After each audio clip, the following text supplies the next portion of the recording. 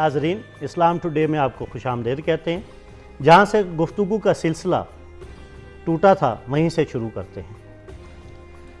जी मौलाना साहब, आप फरमा रहे थे। मैं आपसे अर्ज़ कर रहा था कि तलाक के हवाले से मोहतरम डॉक्टर साहब बता रहे थे, सवाल का जवाब दे रहे थे। उसमें एक दो बातें ऐसी हैं जो वक्त की तंगी की वजह से ज़िक्र नहीं हो सकी। जी। सूरह तलाक में है, अल्लाह ताला ने इरशाद फरमाया कि जो ख़वातीन ऐसी हैं कि जिनका मंथली कोर्स का सिलसिला मुनक़ते हो गया है, बिल्कुल सही, वल्लाई लम यहिज़न, इसी तरह वो ख़वातीन के जिन्हें किसी आर्ज़े की वजह से इस मरहले से मंथली कोर्स से नहीं गुज़रना पड़ता, उनके लिए है सलासत अशहुर, 3 महीने हैं।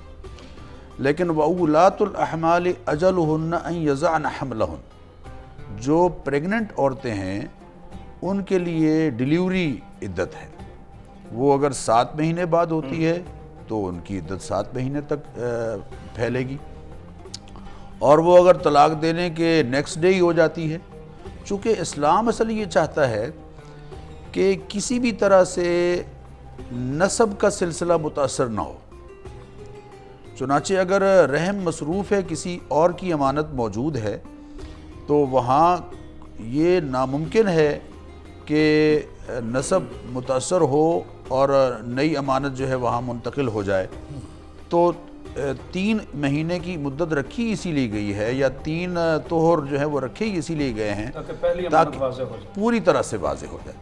अब चूँकि डिलीवरी एक ऐसी सूरत है कि जिसमें बिल्कुल क्लियर हो गया है कि रहम बिल्कुल अब एक तरह से महफूज है और उसमें कोई और अमानत नहीं है, तो इसलिए ये वजाहत ज़रूरी थी कि जो प्रेग्नेंट औरतें हैं अगर खुदा न खास्ता उनको तलाक हो जाती है तो उनके लिए ये है कि वउलातुल अहमाल अजलुहुन्ना अन यज़अन हम्लहुन, कि वो अपनी डिलीवरी के बाद जब अपना पाकीज़गी के अय्याम उनके शुरू हो जाएं तो फिर उनका निकाह हो। हेलो, वालेकुम सलाम। जी मैंने बात करनी है, ये मुझे उनका नाम नहीं आता, स्कॉलर बैठे हुए हैं इलामा साहब के साथ दरमियान में जो बैठे हुए हैं। मोहम्मद डॉक्टर मोहम्मद हमाद लकवी। हाँ जी, डॉक्टर मोहम्मद हमाद लखनवी। जी मुझे लकवी जी, नून के बगैर है। चलें आप बता दें, सवाल आप करें। जी सवाल ये है कि अभी इलामा साहब ने कहा कि सैयदादी का निकाह एक गैर सैयद से नहीं हो सकता। जी, लेकिन उन्होंने कहा कि नहीं, इस बारे में बहुत ज्यादा तफसीरें हैं। जी तफसीर तो मैं चाहती हूँ कि वो थोड़े से हवाले दे दें जिसपे हम रिसर्च कर सकें, हमें पता चल सके। ठीक है। देखें ये जी आयशा बहन का सवाल था। देखें सूरह अहज़ाब के अंदर जो जिक्र है, डॉक्टर सरफराज अवान साहब ने उसका तज़किरा भी किया, तो सबसे बड़ी दलील तो हमारे पास यही है कि नबी पाक सल्लल्लाहु अलैहि वसल्लम की मौजूदगी में ये निकाह हुआ, बल्कि नबी पाक सल्लल्लाहु अलैहि वसल्लम के हाथों हुआ, और उसका ज़िक्र कुरान पाक के अंदर मौजूद है। और इस तज़किरे को गोया एक दलील के तौर पर कुरान पाक ने ज़िक्र किया है, और हम इसके बारे में जब कुरान पाक में इसकी एक मिसाल मौजूद है तो हम इसके बारे में अपनी राय कहाँ से दे सकते हैं कि कुरान पाक की कहीं भी बात जो गलत हो सकती है। ये कर लें, सवाल कर लें, आपको सवाल से रिलेटेड नहीं, पहले ये कर लें, मुकम्मल सवाल कर। और इसके अलावा मैंने सिर्फ ये अर्ज़ किया, मैंने ये नहीं कहा कि तफसीरें बहुत सारी मौजूद हैं। मैंने, वो बच्ची कह रही थी तफसीरें बहुत सारी मौजूद हैं, मैंने कहा तारीख़ इस्लाम में बहुत सारी मिसालें मौजूद हैं, जिसमें सबसे बड़ी मिसाल हज़रत ज़ैद का निकाह है, जो हज़रत ज़ैद सैयद नहीं थे। इस सिलसिले में डॉक्टर मज़हर मोइन साहब की किताब है इस्लाम और ज़ात पात, तो मैं बच्ची से सजेस्ट करूंगा कि वो डॉक्टर मज़हर मोइन शोबा अरबी के प्रोफेसर हैं पंजाब यूनिवर्सिटी में, उन्होंने ये लिखी है, तो उस किताब का मुताला कर लें, उसमें बेशुमार मिसालें आपको मिल जाएंगी। मेरी बहन ने सवाल सुन लिया और डॉक्टर साहब ने जी अगर आप मुझे इजाज़त दें तो हाँ जी, मैं गुजारिश करामत भी हैं आप, हैदरी भी। नहीं, ये तो अल्लाह की मेहरबानी है। मैं अपनी बहन से गुजारिश करूँ चाहूँ, पहले तो मैं लगे हाथ वो जो कह रहे थे कि सैयदज़ादी का निकाह ये जो मिसाल अभी किबला ने और मौलाना ने दी है कि हज़रत ज़ैद रज़ी अल्लाह ताला अन्हु के हवाले से, अब इसमें पहली बात तो अपने जी मैं थोड़ा सा नहीं, ये अपने मसले की नहीं, ये तारीखी हवाले से बात है, ये बात तारीखी हवाले से, इसका तारीख से ताल्लुक़ है, मसलक से नहीं। मैं ये अर्ज़ करना चाहूँगा कि जिसे हम सैयद कहते हैं, आले रसूल कहते हैं, आले रसूल से मुराद वो है जो रसूल अल्लाह सल्लल्लाहु अलैहि वसल्लम की औलाद अतहार है।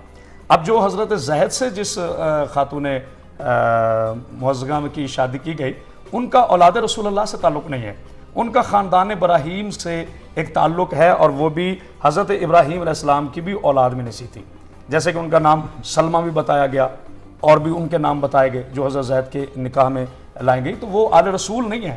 اب ہم یہ نہیں کہہ سکتے کہ زید کے ساتھ جو شادی ہوئی وہ سید زادی ہے، نہیں، اب جیسے رسول اللہ صلی اللہ علیہ وسلم ویسے تو پوری امت کے روحانی باپ ہیں، بالکل، یعنی حضرت محمد مصطفیٰ صلی اللہ علیہ وسلم آقا نامدار جو ہے، خاتم النبیین جو ہے، جن کی زندگی ہمارے لیے مشعل راہ ہے اور جن کی زندگی کا ایک قانون، وہ ویسے تو پوری امت کے روحانی باپ ہیں، لیکن اس کے باوجود آپ یہ دیکھیں کہ جناب سیدہ فاطمہ زہرا سلام اللہ علیہ کی آپ مثال میں چھوٹی سی عرض کرنا چاہوں گا کہ جب صحابہ کرام رضوان اللہ اجمعین آئے اور رسول اللہ سے آ کر جناب سیدہ صلوات اللہ علیہ کے لیے نکاح کی عرض کی، اب بیٹی باپ کے لیے رحمت ہوتی ہے، میری بیٹی میرے لیے رحمت، آپ کی بیٹی آپ کے لیے رحمت، ہر باپ کے لیے اس کی بیٹی رحمت ہوتی ہے، تو جو رسول اللہ کی رحمت ہو اس کے لیے لوگوں کا کتنا ہوگا کہ رسول اللہ کی رحمت ہمارے گھر میں آ جائے۔ تو جب رسول اللہ صلی اللہ علیہ وسلم کے پاس گئے رشتہ صحابہ مانگنے گئے، جی میں کون سے صحابہ، جی مختلف سے بہت سے نام دے، میں کہتا ہوں کہ آپ کون سے کو چھوڑے، دنیا کا کوئی ایسا گھر نہیں تھا جو یہ نہیں چاہتا تھا کہ رحمت للعالمین کی رحمت اس کے گھر میں آ جائے،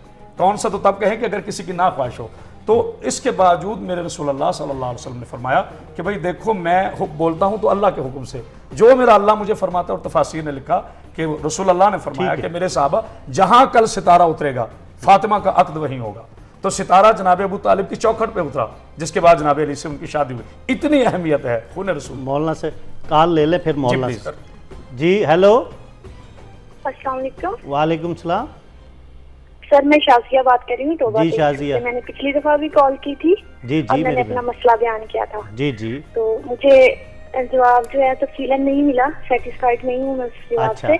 مسئلہ یہ ہے میرا کہ میرا فون پہ نکاح ہوا تھا، ٹھیک ہے، جی، اس کے بعد جب میں ادھر گئی تو اوور ایج بندہ تھا، میں نے اسے بول دیا ٹھیک ہے کہ مجھے آپ کے ساتھ نہیں رہنا، تو آگے میں نے پاکستان میں کورٹ سے خلا لے لی۔ اس کے بعد وہ بندہ پاکستان آیا اور پھر اس نے کہا جی میں ایسے ایسے کر کے فتویٰ لگا کے آیا ہوں، یہ نکاح میں کرنا چاہتا ہوں، میرے گھر والوں کو بھی سیٹسفائیڈ کیا، جیسے بھی تھا میں نے رضامندی ظاہر کر دی کہ ٹھیک ہے۔ اس کے بعد ہمارے جسمانی تعلقات قائم نہیں کیا ہم نے۔ اس کے بعد اس نے کہا جی یہ سائن اس نے لیے میرے بھائی سے، میرے سے نہیں، اچھا، میرے سے کسی مولوی نے کوئی کلمہ نہیں پڑھوایا، کچھ نہیں کیا۔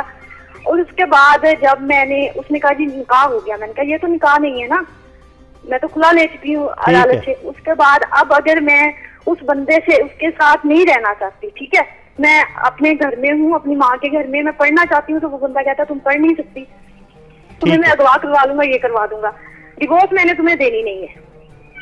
اب اگر میں کورٹ سے لیتی ہوں تو کورٹ کہتی ہے جس بیس پہ آپ کا نکاح ہوا تھا مثلاً ڈیٹ پہ، اس کے بعد تو آپ کورٹ سے لے چکی ہو کھلا، ٹھیک ہے، وہ ہم نہیں دے سکتے۔ اگر آپ کے پاس اور نکاح نامہ ہے تو اس کا ہم دے سکتے ہیں، اس پہ نہیں دے سکتے آپ کو۔ چلے سوال مکمل ہو گیا ہے کہ میں اس بندے سے چھٹکارا کیسے حاصل کروں؟ آیا میرا دوسرا نکاح ہے، میں نے کوئی کلمہ نہیں پڑھا سیکنڈ ٹائم، کسی پیپر پہ میں نے سائن نہیں کیا، کچھ بھی نہیں کیا، چلے ٹھیک ہے، نہ میں اس کے ساتھ رہی ہوں، 3 سال سے میرا نکاح چل رہا ہے وہی، اور اس میں کھلا بھی ہوئی ہے مجھے، اور میرا جسمانی تعلق اس بندے سے نہیں ہے، تو کیا میں پڑھ لوں، کیا کروں کیا نہیں کروں، اور کس سے پوچھوں اس مسئلے کا؟ ٹھیک ہے، یہ اچھا ایک اور کال ہے وہ بھی لے لیتے ہیں، پھر ڈاکٹر صاحب آپ جواب دیں گے سر۔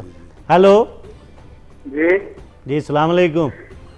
السلام جی جناب فرمائیں۔ جی اگر کوئی آدمی 3 طلاقیں دے دیتا ہے تو پھر دوبارہ وہی عورت سے اس کا نکاح ہو جاتا ہے؟ اچھا ٹھیک ہے، ٹھیک ہے، آپ کے سوال کا جواب دے دیتے ہیں۔ یہاں چھوٹا سا وقفہ ہے ناظرین، اسلام ٹوڈے میں چھوٹا سا وقفہ ہے، جائیے گا نہیں، ہمارے ساتھ رہیں اور دیکھتے رہیں اسلام ٹوڈے۔